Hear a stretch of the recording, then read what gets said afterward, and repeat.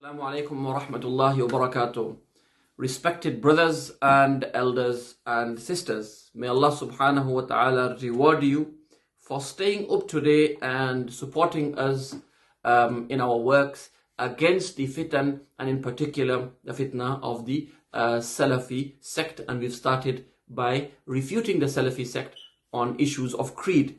Now, I've mentioned to you previously that the Salafiyya, according to them, the vast majority of the Ummah of Rasulullah sallallahu alaihi wasallam throughout history, okay, especially the scholars, they did not believe in Allah. They believed in another entity. They did not believe in Allah. They rejected the attributes of Allah. The vast majority of hadith experts, the vast majority of Quranic commentators, the vast majority of aqidah experts, the linguists, the grammarians, all the Islamic sciences, that we believe Islam, the rich, history of Islam was so rich because of the efforts and the achievements of the scholars, the same scholars that we, believe we are indebted to, because they made Islam and the history of Islam so rich, whether it be Muslim Spain, whether it be, the Umayyad period or the Abbasi period, whatever period it may be, and whatever era and whatever region it may be, we believe that the vast majority of experts of Islamic sciences were well grounded in, aqidah and tafsir and hadith, and they were upon the correct beliefs. But according to Salafi doctrine and according to Salafi kind of methodology and approach, they were not upon the correct beliefs. They were on the wrong path, and I believe in the past, they have also been challenged, like Maulana Yasir has challenged them to bring, narrators of hadith or narrations of hadith that are free from the Asha'ira, the Maturidiyya, the people who believed, and approached Aqidah in a way that according to Salafi doctrine, that is deviance.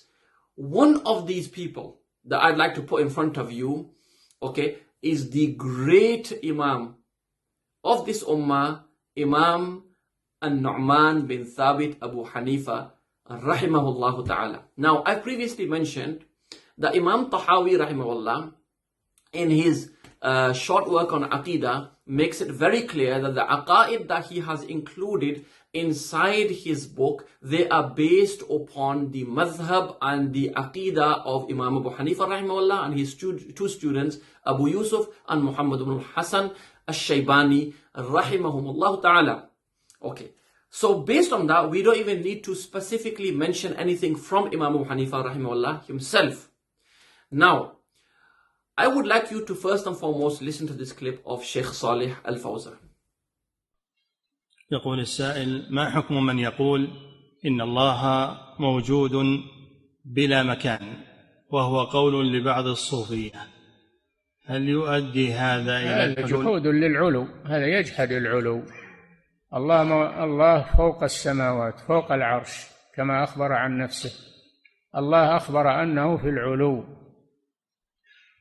فلا بد من اعتقاد هذا. فمن جحد هذا فإنه ليس بمؤمن بالله عز وجل. من جحد هذا فإنه ليس بمؤمن بالله عز وجل. My brothers, you've listened to this clip of Sheikh Salih Al-Fawzan in which he's saying that if you do not believe in direction for Allah, the upper direction for Allah, you have not believed in Allah. You are rejecting the attributes of Allah. You're rejecting the verses that talk about this, according to him, this direction for Allah. And you've rejected the attribute of Allah, which is Al-Ali. Al-Ali is that being who has the attribute of Al-Ulu, elevation, loftiness, highness. And how do we explain this? We say Allah subhanahu wa ta'ala is most high in status. Allah subhanahu wa ta'ala, intrinsic value is the highness of status. Being high in space and in place and being at the top of something does not have the intrinsic value in it.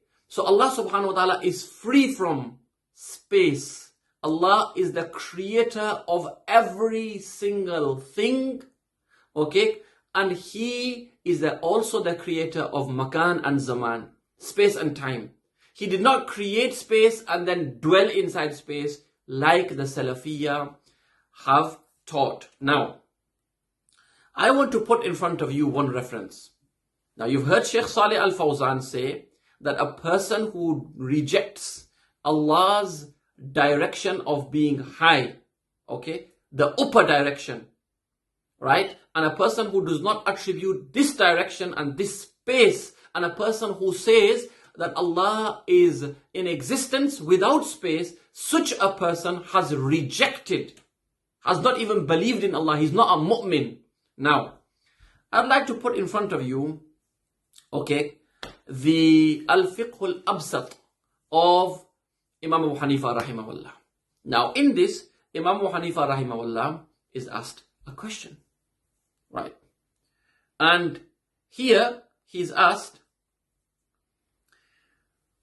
لو قيل أين الله? If this question of where is Allah is asked, how do we answer? Imam Abu Hanifa rahimahullah answers in the following way. He says, يُقَالُ لَهُ, a person who asks such a question, it will be said to him, كَانَ اللَّهُ تَعَالَى, Allah existed, Allah Most High existed, وَلَا مَكَانَ, while there was no space.